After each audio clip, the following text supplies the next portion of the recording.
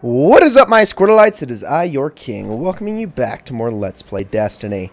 In the last episode, we finished the mission Dread Patrols, and in this episode, we are going to be jumping on into a new strike, which is actually going to be starting a brand new storyline. But first things first, we're here in the tower because I want to show off some new things that I have grabbed. First of all, I went out on patrols and I did a public event as well as completed almost all but one of the test weapons for the week, which got me a rank up. I'm trying to get up to rank 2 and 3 so that we can complete those specific quests. Now, in doing so, finishing the event, I got this shotgun out of an engram, Occam's Razor. This is a very fast-firing shotgun, but I got it with pretty good perks, actually, crowd control and replenish.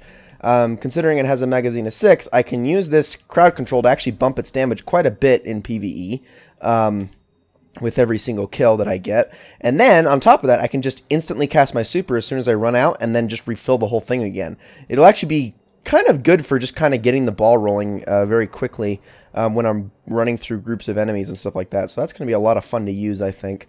I've also got Stormcaller all the way up to the 3rd tier, finally. I unlocked the new grenade. So we're actually going to be able to switch back to Voidwalker, or actually we're going to switch back to Sunsinger relatively soon. But today our focus, and I'm actually going to pop a 3 of coins, is to do the strike known as the Shield Brothers, which is, where is it? Back page, this one right here. Okay, because we're going to be starting a storyline known as the Taken War. So, post, quote-unquote, killing Oryx, thus began the Taken War. This is what eventually led up to King's Fall itself.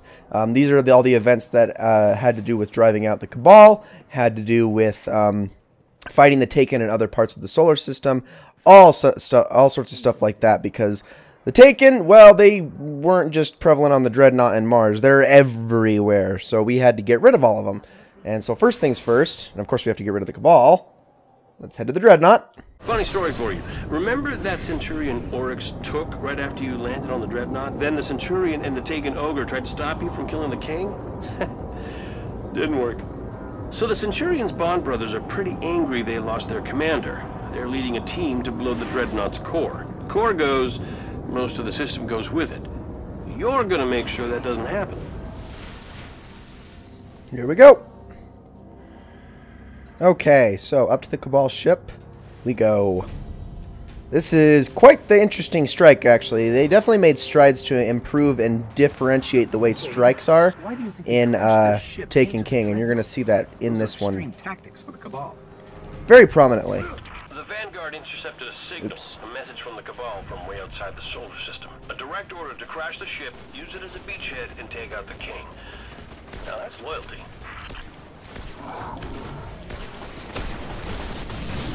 That is a fun shotgun. Oh my goodness. If I had the crowd control activated, that would have probably killed him faster. But whatever. So, anyways, we got a bit of a ways to go. This is actually not a very long strike. In fact, most of this strike is spent in the boss room itself. So, we're going to want to head down here. They're the ones leading the assault on the power core. Marking the coordinates now.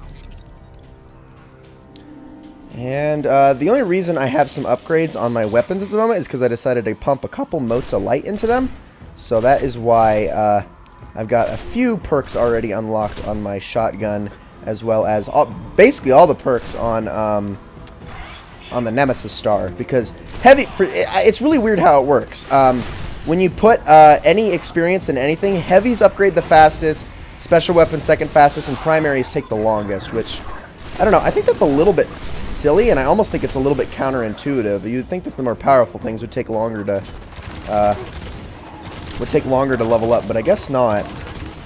And I do have Flared Magwell equipped rather than Field Scout on this, only because Nemesis Star has like the worst reload speed ever.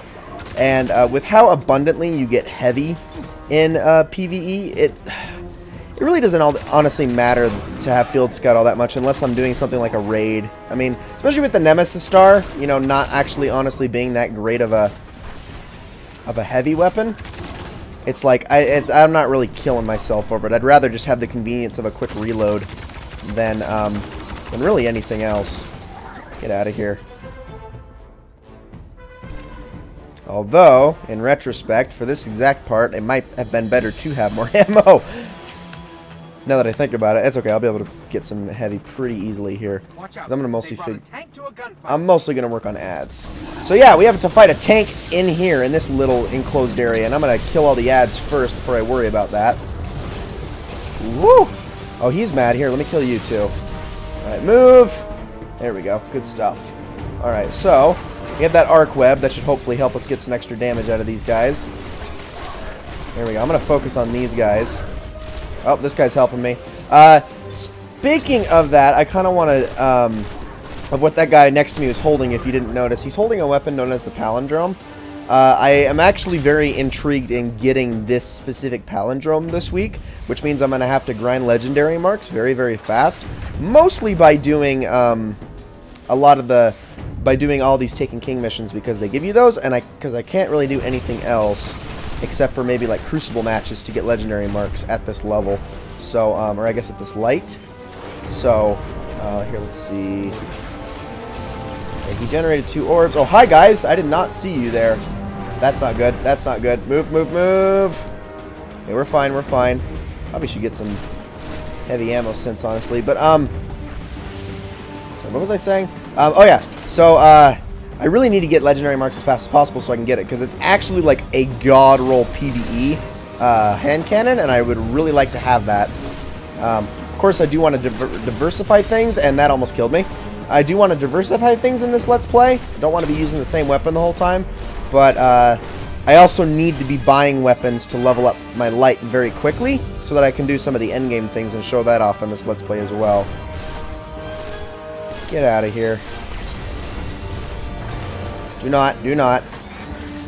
That was terrible. Oh, really, dude? You're using frickin', what is it called? I actually forget the name of the perk. Quiver. That's what it is. In PvE, man, should only be using Black Hole in PvE, ever, as a Night Stalker. Maybe Bloodbound, but only if you're running, like, specific builds or something like that, where you can actually accommodate that. Get out of here. Okay, this thing is nearly dead. Here, I got it. And there we go. No, wait, there is one more. Oh, no you don't, no you don't, no you don't. Move. Yeah, there is another one in the back. There we go. Alright, now, if we can head over here. Do not step on those while they're on fire, by the way. That will hurt really bad. That went well. Let's head to the bridge. Okay, just a second. I need to lead the way. I can't tell you the number of scouts I've lost to these brothers on Mars. They need to be stopped. Don't worry, we got them. This won't be hard. And one thing survived, it seems. That's okay, I killed everything else. Alright, keep moving. The guy can catch up later. So, there's basically that fight against the tank. There's a little bit of a walk, and then there's the boss room. Now, this boss fight is kind of long. They definitely got longer and more mechanically focused as Destiny went on, as you're going to see. Especially the Rise of Iron Strikes. They were by far the most mechanically focused. Is a chest gonna spawn here? Guess not. Usually a special chest, special ammo chest spawns there, but not this time it seems. Now this weapon has such amazing range. I cannot wait. I simply cannot wait to get the Feeding Frenzy perk so that I can reload with this thing a lot faster, because that will be super helpful. Get out of here. Perfect.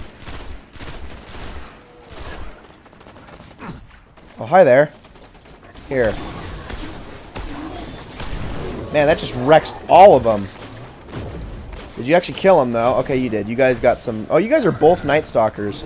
And you guys are you guys both running Quiver? Because... Commander is dead. This attack could be some kind of bargaining chip. That would be That's annoying. The power of the Brotherhood bond, Guardian. Kind of reminds me of Means of Allah. Less yelling, of course. Okay. Now, I think there's going to be a heavy ammo crate in the last room. I think. Don't quote me on that. I hope there is. See me here, I'm going, well, I'm rationalizing why I picked Flared Magwell rather than Field Scout. You know, I wanted faster reload instead of more ammo in my pocket, and now I'm already regretting it. Lol. Something's wrong with this picture. You get 3 guesses. What's wrong with this picture? Oh, you mean the bombs? Yeah, bombs are pretty bad. They're pretty bad. They would be bad. Ignitions hooked up to each structural weakness on the core. I'm not really all that concerned. So I'm going to try to use my super for ad control rather than boss damage in this fight. So this is the first of the 2 brothers, and he is 100% melee focused. He runs at you, charges you into walls, and he does a lot of impact damage. There is a way to actually exploit this boss that they never really fixed, but if you can kind of... oh, geez, if you can use the geometry of the map properly, he's actually pretty darn easy to exploit. Okay, I need to kill ads. Now, I don't want to use my super yet, because there's going to be a point later in this fight where they just start spawning like crazy. Did he just knock back the boss all the way over there? Because that's impressive. Unless the boss whiffed that hard. Ow. I'm alright.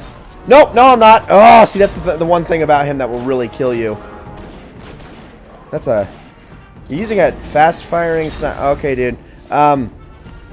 Frick. That's the one big problem with him, is if you, if he hits you into a wall just right, because he does basically have the phalanx punch. Oh, thanks for not reviving me, dude. Because he basically has the phalanx punch. You pretty much insta-die. Any knockback into a wall in this game kills you. It's... Oh, that's the wrong weapon. Lol. Didn't even pay attention. Hi, guys. Y'all can have that. I'm helping. There we go. Come here, you.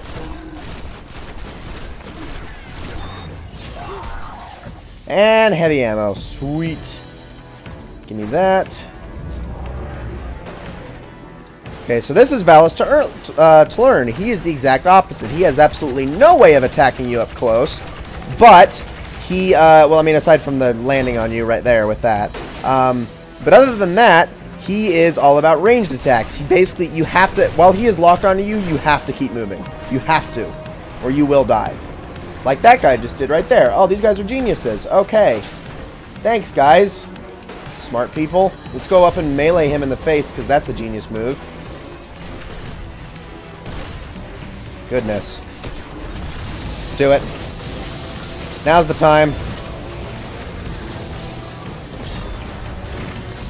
Come here, you. Here, let me kill this thing, too. I did not want to use this for boss damage much, but he kind of gave me no choice. There we go. So now he's going to leave. But this is when things get a little bit more crazy. You guys should not be supering him right now. You can't even do damage to him anymore. Because he is going to come back out with only half health. I can promise you that. Shoot. I need help, but my teammates are freaking idiots. What are you guys doing over there? Stop that. Idiots. They're like trying to do extra damage, but the problem is you can't. Once that phase actually initiates, you absolutely can't do extra damage to him. He'll just come back out with half health again as soon as that on-screen prompt appears. Come on, guys. Alright, I'm actually very close to another super. Oh, hi there. And back out they come, this time the both of them. So, let's try to... We almost always want to get the melee guy first. He is the most problematic. The thing about him is... Well, it's because he has all of the movement. Once you kill one of them, the other one kind of basically picks up the weapon that the other has, and thus they kind of become a hybrid of the sort. However, they basically retain their regular mobility, but just with the added weapon of the other guy. So the thing is, if you don't kill this one first, this guy right there, I don't know if he dropped an exotic, I don't think he did. If you don't kill him first, ow, you piece of crap. Essentially, you'll get the movement of him with the cannon of this guy, rather than vice versa, which is usually the better option. Please die. Okay. So now... Don't do it. Do not do it. Get out of here. Give me that. Thank you. Woo! Alright, he's getting weak. I got him. No, you don't. Didn't hit me. Didn't hit me. Didn't hit me. Yeah, he also has this shield now, by the way. That's also fun. And the other guy is like flaming as soon as he comes out. And oh dear, do not. Crap. I only got one more shot. Keep hitting him. And he's dead. Sweet. Targets are neutralized. Somewhere, an awful long way from here. Some Imperial flunky is getting a message. Word that these brothers are dead and they have no more ranking soldiers in our system. You made that happen, Guardian. Savor it. Oh, we will. Ladies and gentlemen, that is going to be it for this episode of Let's Play Destiny. I hope you all enjoyed it very, very much. And I will see you all in the next one.